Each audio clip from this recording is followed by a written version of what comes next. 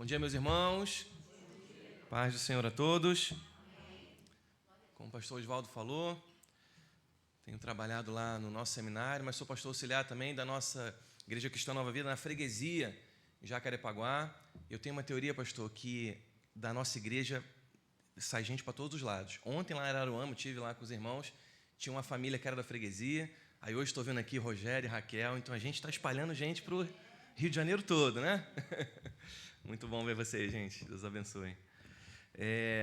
Sou casado com a Bruna desde 2015, né? Somos pais do Henrique, tem 6 anos.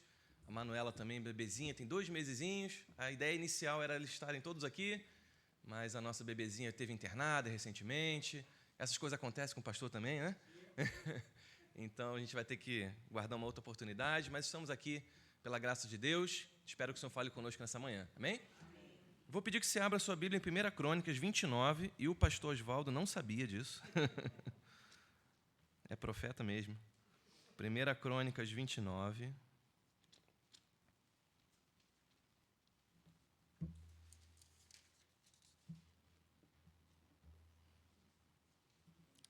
A partir do versículo 10. 1 Crônicas 29, do 10 ao 19.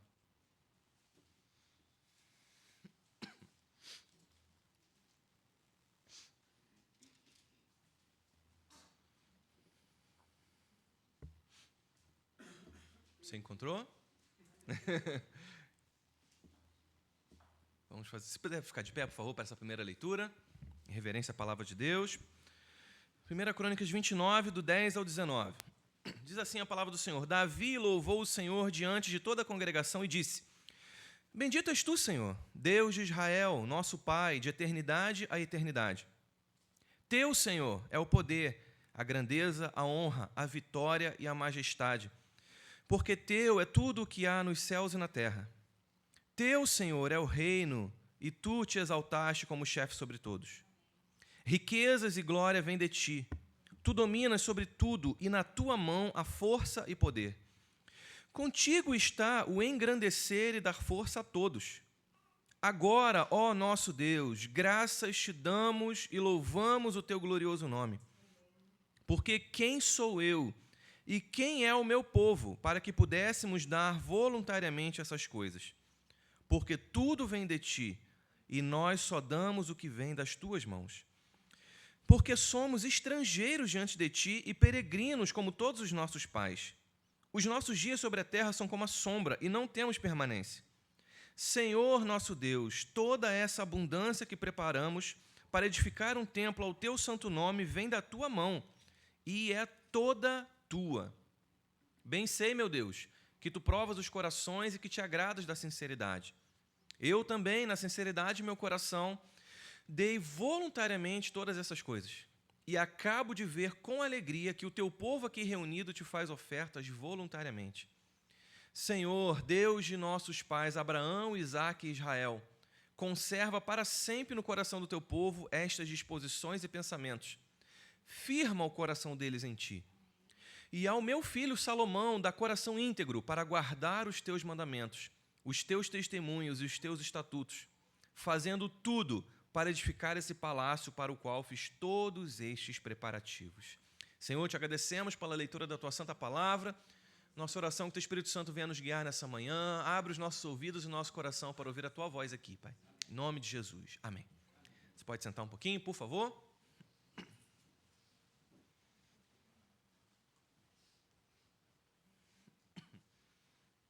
Quero começar contando uma breve história para você. Havia um certo jovem, ele tinha uns 18 anos mais ou menos, ele era órfão desde a sua infância, ele não sabia quem eram os seus pais. E ele foi levado por um velho sábio ali daquelas redondezas até uma grande fazenda. E esse sábio disse para ele assim: o dono dessa fazenda pediu que você trabalhasse nessa terra aqui, que você plantasse soja, milho, trigo, que você cultivasse cabeças de gado aqui. E aí o rapaz, como todo jovem, né, ele perguntou o quê? Mas tá, tudo bem, mas o que eu ganho com isso? Eu vou trabalhar essa terra, vou criar uns animais, mas o que eu ganho com isso? E o sábio respondeu: olha, a única coisa que o dono da fazenda pediu era que não te contasse qual vai ser o seu salário por isso. Você tem que fazer todo esse trabalho sem saber o que você vai ganhar por isso. Então, aproveite essa oportunidade. E aí, meio contrariado, o jovem começou a trabalhar, sem muita disposição, né? Não estava com muito ânimo. E aí passou um ano. E ele tinha cultivado ali um pouquinho de trigo. Aí tinha umas 2 vaquinhas que estavam meio magrinhas, que ele não estava muito, né, animado para trabalhar, porque ele não sabia quanto ele ia receber. E aí o sábio chegou depois de um ano e perguntou para ele: por que você não aproveitou melhor essa oportunidade? Você tinha uma fazenda toda para você, né, expandir. E o jovem respondeu: mas o que você queria que eu fizesse? Eu nem mesmo sei o quanto que eu vou ganhar por isso. Por que eu vou me dedicar por algo que eu nem sei o que eu vou receber em troca? Além do mais, essa fazenda nem é minha. Eu não sei quem é o dono, eu estou aqui de passagem, estou aqui trabalhando por um tempo. Por que eu vou me dedicar a ela? E aí o sábio ficou meio triste e falou para ele: meu filho, que grande oportunidade que você perdeu. Porque essa fazenda aí era do seu falecido pai. Você estava numa fazenda que pertencia a você o tempo todo. Será que você não percebeu que tudo aqui lembrava o seu pai? Será que você não entendeu que o que importa é a presença e não necessariamente o lugar em que nós estamos? E essa história, ela remete a cada um de nós. Porque nós somos peregrinos no mundo de Deus. E por vezes a gente perde a oportunidade de cultivar, não plantas ou animais, mas de cultivar valores, de cultivar atitudes, decisões melhores, porque a gente acha que nada aqui pertence a nós. Ou então a gente está esperando algo em algum lugar diferente chamado céu e a gente não aproveita a oportunidade que Deus nos dá nessa vida de produzir algo bom, saudável e frutífero aqui, porque a gente está esperando um outro lugar. E aí o texto aqui que nós vamos ler, ele vai nos indicar e vai colocar uma pergunta na nossa cabeça: e se a nossa peregrinação não diz respeito necessariamente a um lugar para o qual a gente vai? Vamos ver o que Davi está dizendo aqui. No versículo 10, ele começa dizendo: Davi louvou o Senhor diante de toda a congregação e disse: bendito és tu, Senhor, Deus de Israel, nosso Pai, de eternidade a eternidade. Essa oração de Davi aqui é uma das coisas mais tocantes que a gente vê no Antigo Testamento. Talvez em toda a Bíblia, esse reconhecimento da grandeza de Deus que ele faz é expresso em palavras muito poéticas, né? Davi tinha essa veia poética de fazer isso. Então, esse momento de adoração, ele ocorre imediatamente, como o pastor Oswaldo já adiantou aqui, ele já me ajudou na introdução. Ele ocorre imediatamente após um grande milagre de generosidade. Porque Davi, ele começou a levantar doações para construir o templo, antes dele morrer, para que seu filho Salomão pudesse construir o templo. E aí, a começar por Davi, as pessoas começaram a trazer recursos voluntariamente. E o dinheiro veio chegando, Davi nem se esforçou muito por isso, e as pessoas começaram a dar muito dinheiro voluntariamente para que o templo fosse construído. E ao perceber esse mover sobrenatural que estava acontecendo, Davi ora com essas palavras maravilhosas que a gente leu. Um momento maravilhoso, um clímax na história de Israel. Essa foi uma época muito especial para Israel. Davi e o povo estavam vendo demonstrações claras de Deus. Deus estava se mostrando claramente para ele. Isso aqui é um grande milagre. Isso aqui é Deus claramente dizendo para Davi: olha, eu estou com você. E o povo estava cada vez mais confiante em relação a Deus. E tudo isso é maravilhoso se não fosse por um detalhe importante. Nós estamos lendo qual livro? Crônicas. O livro das Crônicas, ele foi escrito depois do exílio de Israel. Você já parou para pensar que Samuel e Reis, eles têm histórias muito parecidas com Crônicas, né? Mas por que né, Samuel e Reis contam as mesmas histórias, mais ou menos? Contam os mesmos personagens de Crônicas? Será que a Bíblia está se repetindo, né? Será que a gente pode escolher um ou outro? A grande diferença é que Samuel e Reis foram escritos antes do povo ir para o exílio da Babilônia, e o livro de Crônicas foi escrito depois.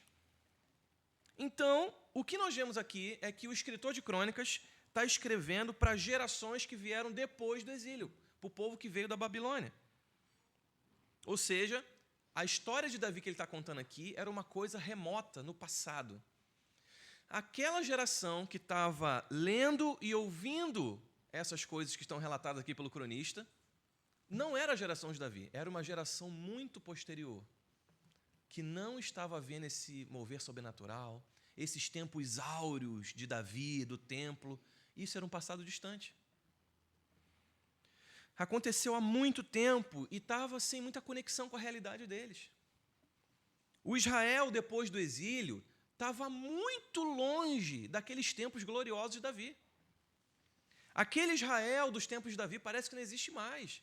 Parece que é uma utopia olhar para esse aqui e falar, Deus fez isso no passado, né? Mas hoje a gente é um povo diferente. Hoje a gente voltou do exílio. Então, para que o autor de Crônicas coloca essa história aqui? Existe alguma intenção específica? Ele queria que os seus ouvintes, os seus leitores, aprendessem alguma coisa com isso aqui. O que o autor queria que os leitores soubessem? Ou então, que tipo de memória ele queria gerar naquela geração que voltou do exílio e estava um pouco desanimada? Não sei se você lembra lá no livro de Ageu, o povo, lá em Ageu capítulo 1, ele começa a construir as suas casas e não se dedica a construir o templo, porque ele fala assim, não, mas esse templo aqui, a gente vai construir, mas ele vai ser simples em relação ao templo glorioso de Salomão que existiu no passado. E é nesse contexto que Deus fala, não, a glória da segunda casa vai ser maior do que a primeira. Olha, não importa que o templo de vocês vai ser mais simples, vai ser visualmente menos bonito, mas a presença de Deus vai ser maior até do que nos templos de Salomão. Então nós vemos que o povo estava um pouco desanimado, e o passado desanimava mais ainda eles. Porque o passado de Israel era glorioso, o passado dos tempos de Davi. E aí nos versículos 11 a 13, nós vimos a oração de Davi. Teu, Senhor, é o poder, a grandeza, a honra, a vitória, a majestade, porque teu é tudo que há nos céus e na terra, teu, Senhor, é o reino, e tu te exaltaste como chefe sobre todos, riquezas e glórias vêm de ti, tu dominas sobre tudo, e na tua mão há força e poder, contigo está o engrandecer e dar força a todos. Agora, ó nosso Deus, graças te damos e louvamos o teu glorioso nome. Uma oração, um louvor maravilhoso, mas que certamente ele é cantado, ele é entoado com mais disposição e com mais vigor por alguém que acabou de passar por um milagre. Mas para uma geração que sofreu 70 anos na Babilônia e acabou de voltar para a sua terra, chegou numa Jerusalém desolada, esse louvor aqui está um pouco distante. Como que eu vou dizer que a Deus pertence tudo isso? Eu estou olhando aqui para Jerusalém, está tudo destruído. Como que eu vou entender isso? Então nós vemos aqui que as palavras de Davi elas já possuem um significado maravilhoso, mas aqui para esses leitores ganha uns contornos ainda especiais. Porque se já não existe aquela abundância de antes, o autor de Crônicas está dizendo, o mesmo Deus que operou aquele milagre lá nos tempos de Davi, ele não mudou. As circunstâncias podem ter mudado. A geração de Israel pode ser uma geração que viu menos sinais, mas Deus continua exatamente o mesmo.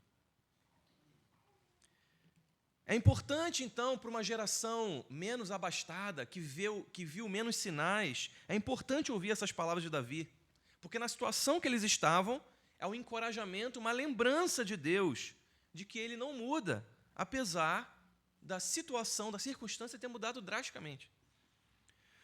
E Davi passa a enumerar diversas atribuições aqui, como nós lemos, e isso soa diferente para alguém que acabou de voltar de um cativeiro. Se Israel hoje não tem aquele poder de antes, aquela glória dos tempos do rei Davi, se ele não tem a grandeza de antes, a honra de antes, a vitória de antes, a majestade de antes, a riqueza de antes, o Deus de Israel permanece exatamente o mesmo. Então, em vez de gerar ressentimento no coração daqueles irmãos, o objetivo aqui do autor de Crônicas é encorajar aqueles irmãos que voltaram do exílio. Eles olharam para Jerusalém, olha, Jerusalém não é gloriosa como no passado, mas o Deus permanece glorioso. No sentido de que, apesar da circunstância externa estar diferente, Deus continua o mesmo. Ele é o dono do mundo, então toda a riqueza, toda a glória vem dele. E nós precisamos entender, meus irmãos, que as gerações que possuem poucos sinais, que viram menos sinais, que viram menos a ação visual de Deus, elas precisam fazer duas coisas. Primeiro, elas devem alimentar a sua alma com o testemunho das gerações mais frutíferas que nós tivemos no passado. Quando o Espírito Santo agia. Eu sei que essa não é uma impressão só minha. Não parece que o Espírito Santo antigamente agia mais. Mas o quê? Deus mudou? Deus cansou de fazer milagre, né? Ah, não, estou cansado desse negócio de curar a gente, né? de fazer coisas sobrenaturais. Mas é a impressão que nós temos, que no passado, até no passado recente, a ação de Deus parecia muito mais visual. Não é necessário você ser especialista em história da igreja para você entender e ver, se você viveu na igreja nos anos 80, nos anos 90, no nosso país, no nosso estado, na nossa cidade, que as coisas já não acontecem como aconteciam. Os inúmeros sinais, convicção, conversões, derramamento do Espírito Santo, visíveis em muitas igrejas e muitas comunidades, hoje, em muitos lugares, são apenas distantes lembranças. Até mesmo para a Nova Vida, se você olhar para a nossa denominação hoje, a espinha dorsal da nossa denominação, os pastores, as igrejas, né, que dão a direção à nossa denominação, são igrejas formadas nessa época. Pastores que foram formados em uma época em que os frutos eram muito abundantes. Conversava ontem com o pastor Benaldo, de pastores da Nova Vida hoje, que foram líderes de jovens de 700 jovens, de 1.000 jovens. Eram tempos em que muitos sinais eram vistos, em que havia um derramamento muito diferenciado do Espírito. E hoje, nós vivemos talvez como a geração do exílio, e a gente olha para trás, mas cadê aqueles tempos gloriosos? Onde estão aqueles tempos gloriosos? Em que as pessoas abundavam, as pessoas praticamente pediam, né, clemência, pelo amor de Deus, eu quero me converter, né? As pessoas, parece, né, que não se fazia tanto esforço para que as pessoas chegassem até o Senhor. Onde estão essas pessoas? Onde está isso? Onde está todo esse movimento? Então, olhar para trás e ver o que Deus fez é um alento. E quando a gente compara com o nosso texto, nós vemos que o padrão é exatamente o mesmo. A circunstância pode ser diferente, talvez nós não vemos tantos sinais, talvez nós não vemos um movimento tão grande acontecendo na igreja do século XXI, mas Deus permanece exatamente o mesmo. Ele continua o mesmo, ele continua com os mesmos atributos, tudo isso aqui que Davi falou, Deus continua 100% todas essas coisas. E Deus, ao que parece nas Escrituras, ele continua o mesmo e ele tem o mesmo desejo de derramar sobre a nossa geração que ele derramou antes. Mas se ele deseja isso, se Deus continua o mesmo, se ele tem o mesmo poder para curar as pessoas, se ele tem o mesmo poder de trazer pessoas para o Evangelho, e se ele tem o desejo ainda de fazer isso, por que essas coisas não acontecem? Por que nós não vemos isso acontecer? Ou pelo menos não vemos acontecer na medida que acontecia há um passado recente? O exemplo nos mostra que a resposta para isso é simples. No passado, a igreja desejava, buscava essa ação do Espírito com todas as nossas forças. Nas nossas vidas, nas nossas famílias, nas nossas comunidades. Talvez a nossa geração tenha enfraquecido um pouco essa busca constante, esse desejo vital das coisas de Deus. Talvez nós tenhamos tornado a nossa vida cristã, a nossa vida em comunhão na igreja como algo secundário, opcional, e não temos trazido isso como prioridade para nós. Porque nós somos uma geração da comodidade. Os avanços tecnológicos facilitam muito a nossa vida, mas eles nos deixaram mal acostumados. Eles nos deixaram muito mal acostumados. Uma geração que talvez não liga muito se acontece alguma coisa ou não. Não liga muito, né, se eu vou à igreja ou não. Acontece muito lá na freguesia, eu sei que é só lá, Cabo Frio não acontece isso. Antigamente nós tínhamos uma frequência muito boa, né, em todos os cultos. E aí, de repente, a frequência dia de semana começou a cair. E a gente, poxa, o pessoal trabalha muito, né, tem isso e aquilo, aquela dificuldade e tal. E aí, mas o domingo ainda continuava, amém, firme e forte, né? E aí, daqui a pouco, o domingo continuou a cair. E as pessoas começaram a escolher, né? Lá na freguesia a gente tem duas igrejas, uma igreja que vai de manhã e uma igreja que vai à noite, né? Que as pessoas começam, né, a afrouxar os seus valores, seus princípios, as suas prioridades e começar a incluir outras coisas na sua rotina. E isso acaba nos distraindo para a nossa vida cristã, para a nossa dedicação a Deus. E uma geração mais distraída e uma geração que dá menos prioridade ao reino de Deus, necessariamente vai ver menos sinais. A lógica é simples. Seria sem lógica se continuasse acontecendo todas essas coisas e a gente tivesse mais light, mais relaxado com relação a essas coisas. Ah, não, é bom, eu vou na igreja, eu canto umas músicas legais. Ah, eu revejo o pessoal que eu gosto, as famílias que eu gosto. Ah, a gente bate papo, né? E nada contra o bater papo, né? Essa comunhão é maravilhosa. Mas parece que hoje as outras funções da igreja se sobrepõem, né?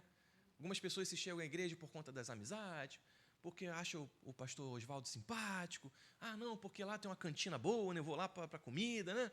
E acaba esquecendo do principal. E, logicamente, uma geração que vai se perdendo na sua visão, no seu foco, está numa espécie de exílio.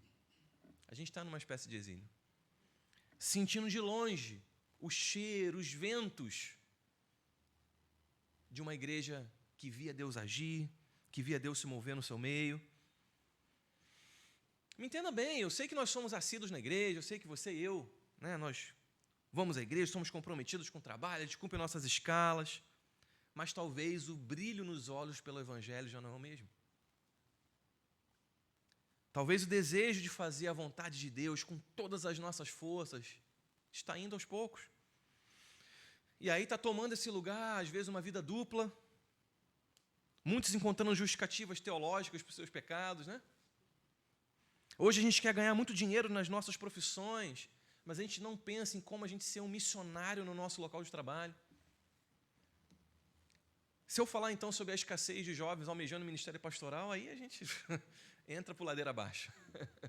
Meus irmãos, eu tenho 34 anos, eu sou o terceiro pastor mais jovem da nossa denominação. A média de idade dos nossos pastores é de 50 a 65 anos. E isso tem sido até assunto no nosso presbitério, o envelhecimento do corpo pastoral da igreja. E onde estão os jovens? Os jovens hoje querem ser muitas coisas. E coisas lícitas, né? Desejo, né? Seguindo uma profissão maravilhosa. Mas nós vemos poucos, raros, contados a dedo, jovens que têm um amor, um desejo, um coração inflamado por se dedicar ao ministério. Que tipo de futuro tem uma geração que não olha para trás para enxergar os bons ventos que já foram soprados pelo Espírito nos tempos passados? Ou então que não busca esse reavivamento para os dias de hoje? Quem sabe a gente não está precisando dosar a nossa lotada agenda social, agenda profissional, agenda pessoal, por uma agenda que envolva mais oração, que envolva mais busca de Deus, que envolva mais envolvimento na igreja, comprometimento com as coisas de Deus, comprometimento com a evangelização do nosso bairro, da nossa cidade. O que aconteceria se metade das nossas ocupações se tornassem momentos de oração, de busca de Deus?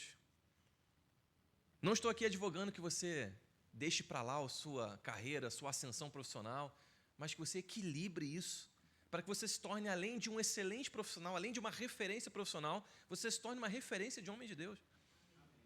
Para onde você estiver, você influenciar, você fazer com excelência o seu trabalho, mas você também ser uma referência, uma luz do Evangelho onde você estiver. Porque lá onde você está, é estratégico que você esteja lá. Porque eu não posso estar lá, o pastor Oswaldo não pode estar lá, mas você pode. Você pode ser essa luz lá. Mas o texto continua, versículo 14, porque quem sou eu e quem é o meu povo para que pudéssemos dar voluntariamente essas coisas? Porque tudo vem de ti e nós só damos o que vem das tuas mãos. Porque somos estrangeiros diante de ti e peregrinos como todos os nossos pais. Os nossos dias sobre a terra são como a sombra e não temos permanência.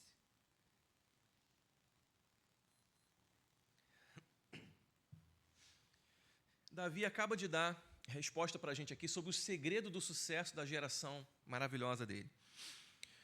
Humildade, reverência, temor. Ele diz, olha, tudo vem das mãos de Deus. Um milagre grandioso acabou de acontecer. E ele fala, tudo é teu, Senhor. Não foi pela minha lábia, não é porque eu sou um bom orador, não é porque eu convenci essas pessoas a dar dinheiro, o Senhor que moveu essas pessoas a trazer o dinheiro para construir o templo. Davi sabia que não era o intelecto privilegiado dele, que não era a capacidade dele de interagir com as pessoas, tudo vem de Deus.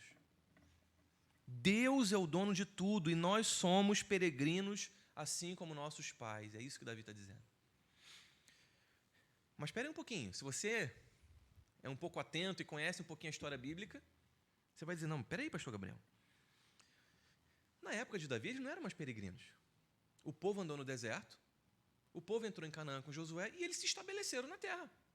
Quando Davi era rei, eles não eram mais nômades, eles não andavam mais de um lado para o outro. Por que então que Davi está dizendo que eles eram peregrinos?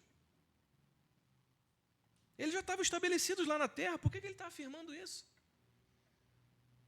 E mais, como que um povo que se diz herança de Deus pode ser peregrino? Se somos filhos, se o povo de Israel é filho do Deus que é dono do mundo, isso significa que o mundo nos pertence. Então nós vivemos num mundo que é, de alguma forma, nosso também um pouquinho. Como é possível você ser peregrino num mundo em que tudo é seu? O que Davi queria dizer com isso? Logicamente, Davi não era um homem ignorante, ele não cometeria uma incoerência como essa. O que parece que Davi quer dizer é que ser peregrino ou não diz menos respeito a estar em um lugar. Ou seja, ser desse mundo, não ser desse mundo. Mas ser peregrino ou não diz respeito a estar na presença ou estar fora da presença do dono da terra. Deus é o dono de tudo, a Ele pertence todas as coisas. Então, no vocabulário de Davi, ser peregrino não é ser nômade, você mudar de um lugar para o outro. Eu estou aqui nessa cidade, vou para outra. Mas ser peregrino ou não é você estar distante ou perto de Deus. Distante ou perto daquele de quem vem todas as coisas. Meus irmãos, nós somos peregrinos hoje, não porque a gente não tem uma casa própria e eu tenho que ficar mudando, e quando o dono do apartamento pede, eu tenho que me mudar. Não é porque a gente está fugindo de alguma coisa. Nós não somos peregrinos porque eu tive que me mudar de cidade por conta do meu trabalho. O que Davi está dizendo é que a peregrinação cristã não é uma coisa geográfica. E nós aprendemos que nós estamos indo para um lugar. Então a gente não cria raízes aqui, porque o meu lugar não é aqui. Mas Davi está nos mostrando que a peregrinação não diz respeito à geografia. É eu estar aqui, ou estar ali, ou estar na freguesia, ou estar em Cabo Frio, mas diz respeito a estar na presença de Deus ou estar fora da presença de Deus. Nós nem mesmo somos peregrinos, porque a Terra é um planeta que não é adequado para os cristãos, a gente vai para o céu. O que Davi está dizendo é que mesmo vivendo em um mundo criado, em um mundo pertencente ao nosso Deus, isso tudo aqui, esse mundo todo é de Deus. E se nós somos povo de Deus e herança de Deus, nós vamos desfrutar desse mundo na eternidade. Mas a nossa peregrinação não é sobre isso. Mesmo sendo herdeiros dessa gloriosa criação, a gente vai permanecer peregrino enquanto a gente não estiver na plenitude da presença de Deus. O que determina se nós somos peregrinos ou não é se nós encontramos a presença de Deus ou não. A nossa peregrinação não é necessariamente para um lugar, nós estamos peregrinando para uma pessoa. Nós estamos peregrinando em direção a Jesus. Meus queridos irmãos, a descrição da Nova Jerusalém é maravilhosa. As ruas de ouro, o mar de cristal. Mas o nosso anseio pela eternidade, pela Nova Jerusalém, não deve ser pelo lugar, pela geografia da Nova Jerusalém, não deve ser para desfrutar, os meus olhos querem ver as ruas de ouro. O nosso desejo de estar lá deve ser porque Jesus está lá. No nosso coração, a Nova Jerusalém pode ser maravilhosa, mas se Jesus não estiver lá, eu não quero. Eu só quero estar lá se Jesus estiver lá, porque a minha peregrinação só acaba quando eu encontrar com Ele. É por isso que nós estamos caminhando e nós não somos, eu estou perdido por aí. Nós não estamos encontrando um lugar específico, uma cidade, um ponto geográfico específico. Nós estamos peregrinando em direção a alguém. Jesus é o nosso destino final. É Ele, é o nosso ponto final em que nós estamos buscando dia após dia para chegar lá. É normal a gente falar, não, eu não sou daqui, né? Como se a nossa salvação garantisse para a gente um novo CEP, né? A gente vai mudar de lugar. um novo endereço, uma nova cidade, a gente pensa muito geograficamente na questão da peregrinação. Mas, no fim das contas, nós somos peregrinos porque a gente ainda não partilha plenamente da presença real e viva de Deus. O reino de Deus já veio a nós. Nós já desfrutamos isso em alguma medida, mas ainda não desfrutamos plenamente. E a nossa peregrinação continua até nós vermos a face de Jesus. E nós vamos caminhar dia após dia até lá. Até ver todo esse poder, essa grandeza, essa honra, essa vitória, essa majestade com os nossos próprios olhos. A nossa peregrinação vai terminar não quando a gente for instalado, quando a gente fizer a nossa mudança para aquele duplex na frente do Mar de Cristal, né? Tem uma irmã lá da igreja que fala que ela não vai morar na periferia do céu, ela vai morar de frente para o Mar de Cristal.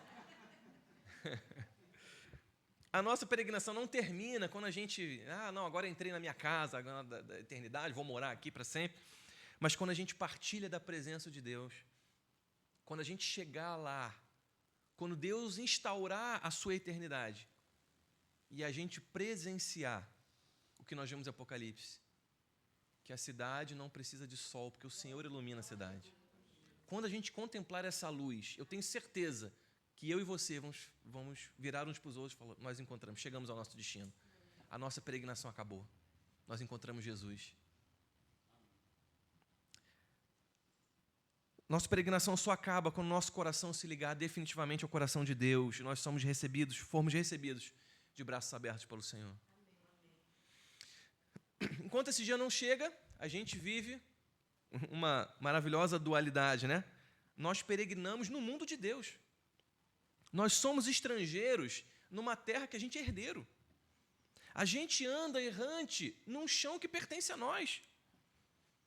E isso vai acontecer até chegar o dia em que chegaremos ao nosso lar, a presença viva, real e definitiva do nosso Senhor.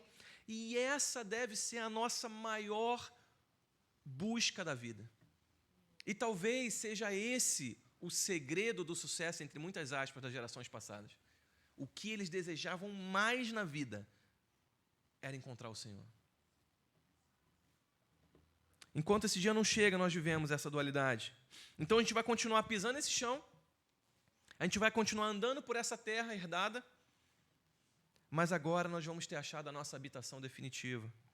Não porque a gente encontrou o endereço, mas porque a gente encontrou o Deus pelo qual nós caminhamos durante toda essa vida.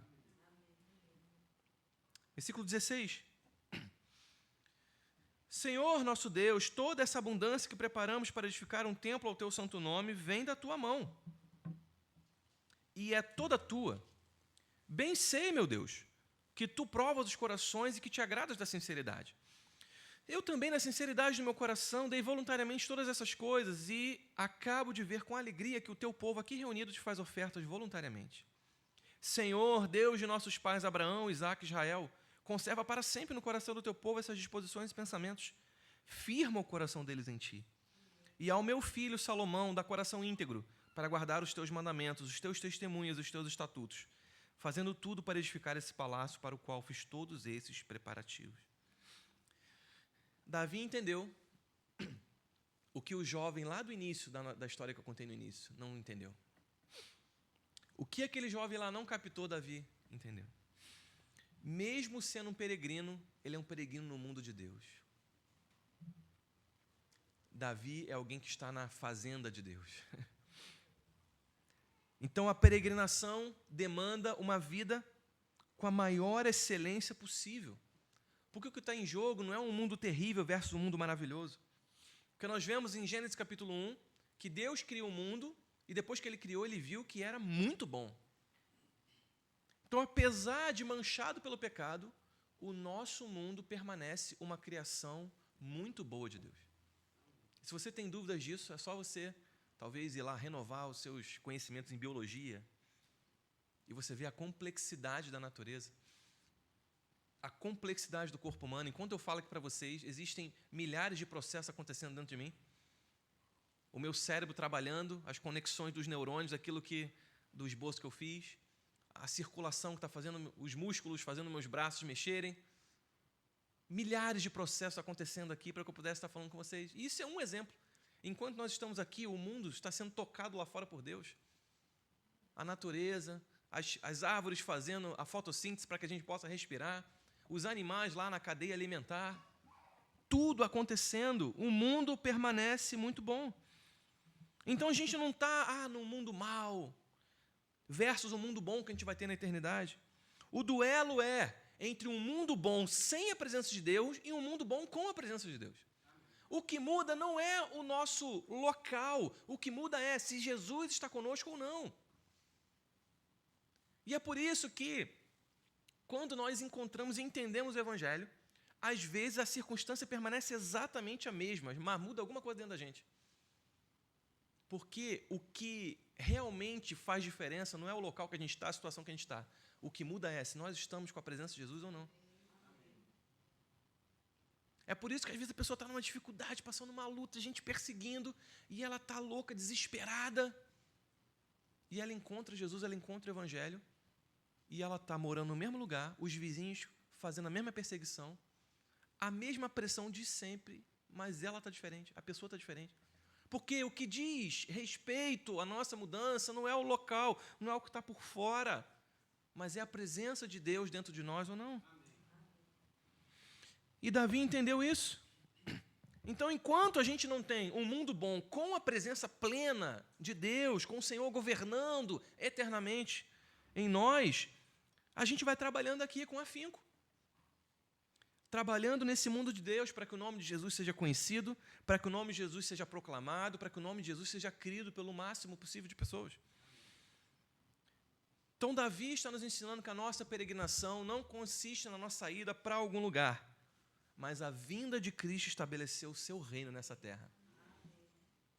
Jesus virá novamente e vai restaurar os padrões de fábrica. Ele vai restaurar os padrões de Gênesis capítulo 1. Jesus virá governar e nós viveremos num paraíso, literalmente. Não mais um jardim, mas uma cidade governada pelo Senhor. E nós estaremos desfrutando disso. Isso é uma forma da gente, entre aspas, antecipar essa presença. E as gerações anteriores entenderam isso. Um exemplo prático e muito claro disso. As músicas que nós cantamos sobre a volta de Jesus, a maioria delas, hoje em dia, até graças a Deus, tem algumas, né, que estão surgindo. Mas a maioria das músicas da volta de Jesus que a gente canta são músicas antigas, né? Porque as gerações anteriores entenderam o que de fato importa. Então, todo o mover do Espírito é uma mostra dessa presença, e como peregrino, se a gente anseia pela presença plena de Deus, a nossa busca por um renovo do Espírito, por uma vida frutífera na obra de Deus, deve ser real e constante, porque a gente está experimentando um pouquinho daquilo que Deus tem reservado para nós.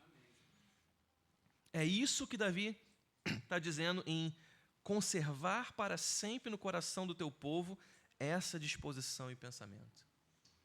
Conservar para sempre. A motivação que nos guia a permanecer dia após dia nos caminhos do Senhor. E por fim, Davi ainda ora pela próxima geração. Mais uma lição de Davi aqui para nós. O que a nova geração precisa, segundo Davi, para ser um bom peregrino? Versículo 19. E ao meu filho Salomão dá coração íntegro para guardar os teus mandamentos, teus testemunhos e os teus estatutos. Não é muita coisa, e parece que não é muito difícil, né?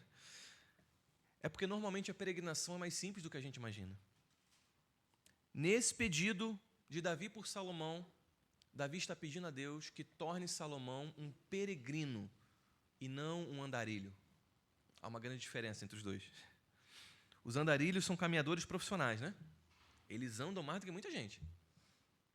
Mas não tem rumo, não tem objetivo. Eles não têm uma rota definida, eles saem andando por aí. O peregrino também caminha, mas ele tem rumo. Ele tem um alvo, ele tem um lugar que o espera. O jovem lá do início da nossa história, ele era um andarilho, ele estava por aí, e ofereceram um trabalho para ele. Vamos lá, mas quanto que eu vou ganhar? Estava perdido, sem direção. Os peregrinos, eles andam cultivando aquilo que Davi orou pelo seu filho Salomão. Um coração íntegro que guarda os mandamentos.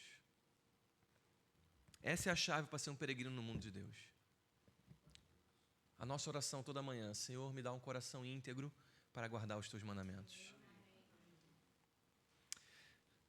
E quando a gente chega no Novo Testamento é que a história fica mais legal. Sabe o que Deus faz? Ele resolve entrar no seu próprio mundo. Deus resolve se fazer peregrino da sua própria terra. É como se o autor de uma grande obra de ficção, né? Talvez o C.S. Lewis, o Crônicas de Nárnia, ele se colocasse dentro da sua própria história. Imagina isso. O próprio Deus, o dono desse mundo, aquele que tem todo o poder, riqueza, majestade, o dono da história, o dono dos peregrinos, resolve ele mesmo se tornar um personagem do seu próprio mundo. Ele se torna parte da sua própria criação. Ele pisa os pés desse mundo que pertence a ele mesmo, para se tornar um peregrino com cada um de nós. Ele se faz estrangeiro no seu próprio mundo. Para quê? Para nos dar novamente o caminho até Deus. Deus não precisava fazer isso, meus irmãos. Se Deus não quisesse salvar ninguém, Ele ainda continuaria sendo justo. E nem haveria problema de relacionamento, porque a Trindade já tem uma comunhão perfeita, né? Então, Deus não ia ficar solitário no céu. Se Deus não quisesse salvar nenhum ser humano, Ele continuaria vivendo eternamente no céu e a sua justiça, o seu amor, a sua santidade não seriam afetados em nada. Mas o amor de Deus transbordou, foi além, o copo transbordou, a misericórdia, a graça de Deus transbordou e Ele resolve salvar muitos. E Ele faz mais do que isso, para salvar esses muitos, Ele se torna personagem da sua própria história, Ele se insere no seu próprio mundo. E é por conta desse Deus peregrino chamado Jesus que nós podemos ter a esperança de que um dia a gente vai chegar no nosso verdadeiro lar. É a pessoa de Jesus que está ensinando definitivamente, é a pessoa de Jesus que está encarnando tudo isso que Davi falou. Tudo isso que Davi começou a vislumbrar, que a eternidade não é um lugar, a eternidade é uma pessoa. Nós não pertencemos à Nova Jerusalém, nós pertencemos a Jesus. Nós só estaremos lá porque Ele estará lá. Nós somos o corpo de Cristo, nós não somos o corpo das ruas de ouro. Nós não somos o corpo do mar de cristal, daqueles muros de jaspe. Nós somos o corpo de Cristo, estamos ligados a Ele. E é por causa dEle que eu quero ir para lá.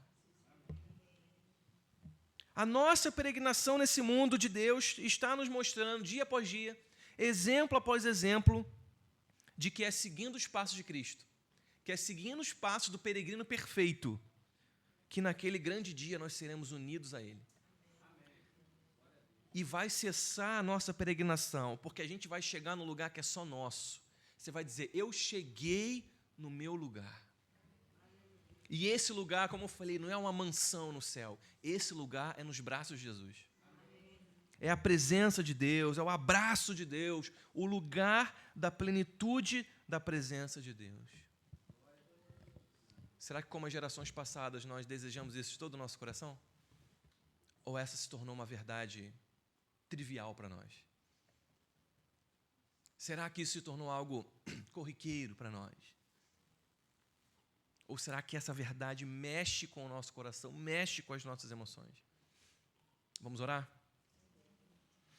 Senhor, nós te agradecemos, Senhor, pela Tua palavra que vem até nós, Pai.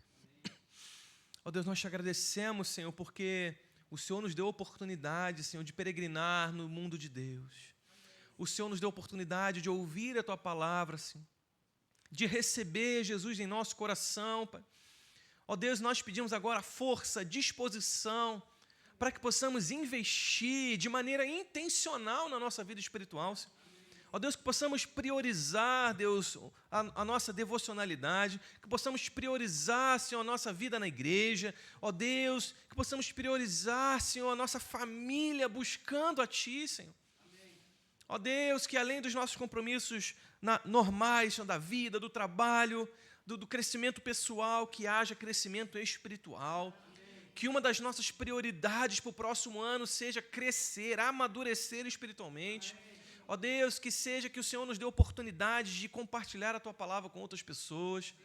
Ó Deus, livra-nos, Senhor, da comodidade, Senhor.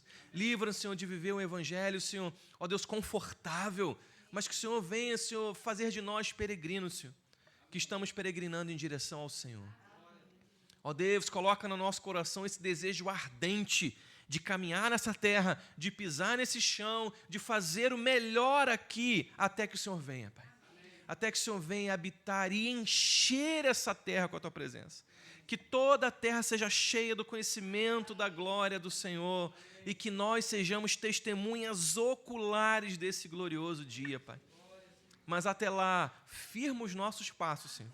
Firma os nossos passos no Senhor e que haja, Senhor, prazer de estar na tua casa, que haja sede e fome pela tua palavra, Senhor.